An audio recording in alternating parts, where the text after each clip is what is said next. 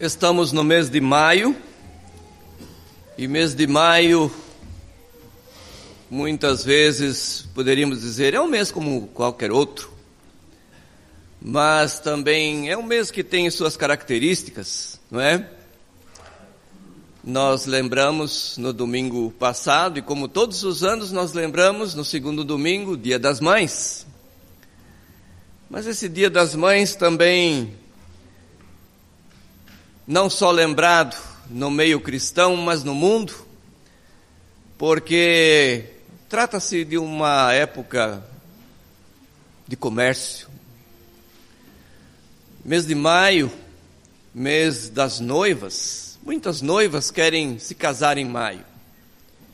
Eu não sei se é para dar sorte ou qualquer coisa assim, mas querem se casar em maio. Então também é conhecido como o mês das noivas. Mas também é conhecido como o mês da família. Uma vez que trata da mãe, trata das noivas, uma instituição que será família. E nós queremos, como igreja, estarmos cientes de que a família está sendo hoje duramente sendo perseguida, sendo destituída, famílias estão se destruindo, famílias estão perdendo aquele vínculo que nós chamamos vínculo familiar, pai, mãe, filhos. Talvez nós pensamos, mas mês de maio,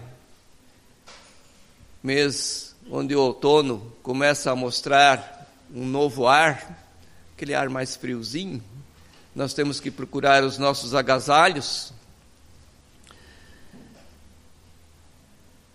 E neste mês, que é mês da família, conhecido, mas nós pensamos, só esse mês? Todos os dias, o ano inteiro, deve ser o ano da família. Quando nós estávamos no final das nossas atividades na escola bíblica dominical, houve um desafio para se decorar o Salmo 128, e o pastor Werner pregou sobre este salmo, a importância que a palavra de Deus traz aos nossos corações. Muitos decoraram esse salmo. Vimos que ele fala sobre a família. Verso 3 fala sobre a esposa e os filhos. O verso 4, o homem. No verso 6, o futuro da família, pois fala dos filhos dos teus filhos, ou seja, os netos. Mas tudo será proveitoso quando houver temor do Senhor. Dedicação, amor, obediência aos ensinos da palavra de Deus. Aprecio muito e gosto da maneira como Moisés ensinou o povo de Israel. Deuteronômio, capítulo 4, dos versículos 1 a 20, ele vai tratar esse assunto de orientação ao povo. E essa orientação, eu pensei, por que não trazer à igreja a família de Deus e cada família individual? Estes versículos de Deuteronômio 4, de 1 a 20, ele está exortando o povo à obediência. E como um povo deve ser instruído nas Escrituras. E nesses versos nós encontramos dois verbos que devem falar alto em nossos corações nos dias em que nós vivemos. Quando lemos o versículo 1, agora, pois, ó Israel, ouve os estatutos e os juízos que eu vos ensino, para os cumprirdes, para que vivais e entreis e possuís a terra que o Senhor Deus de vossos pais vos dá. O primeiro verbo aqui é ouvir.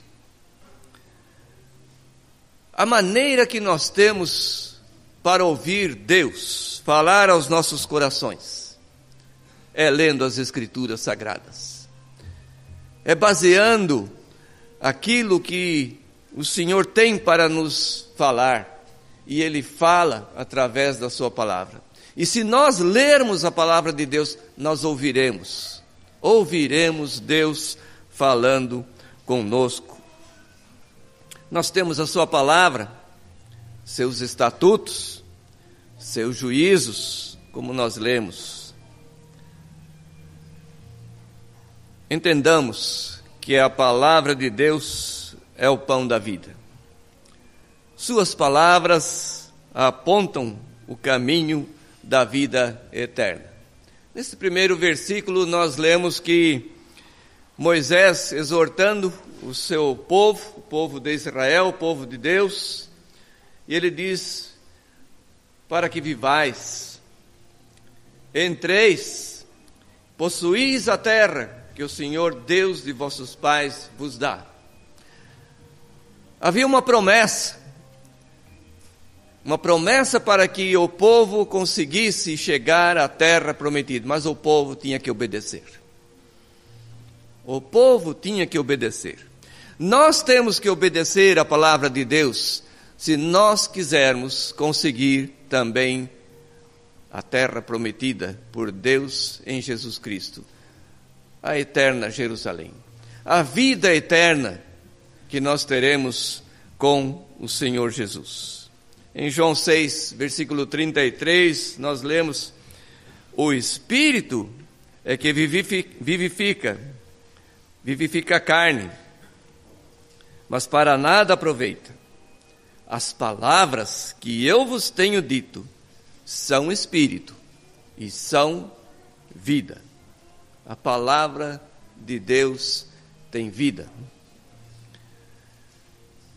O segundo verbo que nós vemos nesse trecho da palavra de Deus, e nós vemos ele repetido várias vezes, é guardar. Guardar aquilo que ouvimos o Senhor nos dizer em sua palavra. Mas guardar vem acompanhado por um terceiro verbo, que é cumprir. Aquilo que você ouviu e guardou. Em Deuteronômio 4, verso 6, diz: guardai-os, pois, e cumpri-os, porque isso vos será sabedoria e o vosso entendimento perante os olhos dos povos, que ouvindo todos esses estatutos dirão: certamente este povo é gente sábia e inteligente. Guardai e cumpri. Guardai e cumpri. Provérbios 1, verso 7 diz: o temor do Senhor é o princípio do saber, mas os loucos desprezam a sabedoria e o ensino. Temor ao Senhor. É dever dos pais ensinar seus filhos a buscar as Escrituras Sagradas, aquilo que os pode tornar sábios. Assim como o apóstolo Paulo deixa claro lá em 2 Timóteo 3, 14 e 15, tu, porém, permanece naquilo que aprendeste, de que foste inteirado, sabendo de quem aprendeste, e que desde a infância sabes as sagradas letras que podem tornar-te sábio para a salvação pela fé em Cristo Jesus. As exortações que encontramos na Bíblia são para os pais, para educarem seus filhos e ensinarem o caminho que eles devem seguir. Como lemos o versículo tão conhecido em Provérbios 22, verso 6, ensina a criança no caminho em que deve andar, e ainda quando envelhecer, não se esquecerá dele. Quando o pastor leu o Salmo 71, aqueles versículos aqui para a apresentação da Ana, veio à nossa mente também esse trecho da palavra de Deus. Quando envelhecer, não se esquecerá dele. A importância que nós temos de ensinar aos nossos filhos. Quando nós lemos a história do povo de Deus, o povo de Israel, lá no deserto por 40 anos, eu fico imaginando que houve falha dos pais. E no decorrer da história, quando a maioria dos reis que não fizeram aquilo que era reto perante Deus, falharam. E eu penso, como os pais deveriam ter ensinado mais os seus filhos.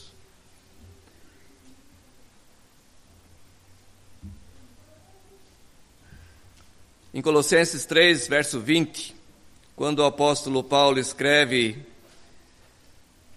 sobre os deveres da família, ele diz: filhos, em tudo obedecei a vossos pais, pois fazê-lo é grato diante de Deus. São muitas as exortações, as recomendações que podemos extrair da palavra de Deus. Ouvindo o que o Senhor tem para nos dizer, guardar em nossos corações, mas também cumprir, colocar em prática aquilo que aprendemos. O que acontecerá fazendo isso com as famílias? Elas serão mais fortes, pois se conhecemos a Deus e já ensinamos aos nossos filhos, e que nossos filhos ensinem a seus filhos, que terão diante do Senhor, e nós reconhecemos que Deus é Deus zeloso. Em Deuteronômio 4, verso 24, ele diz: porque o Senhor teu Deus é fogo que consome, é Deus zeloso. Deus quer zelar pelas famílias, Deus quer cuidar das famílias, mas as famílias têm que participar, colocar isso diante de Deus. Cada um de nós tem a responsabilidade.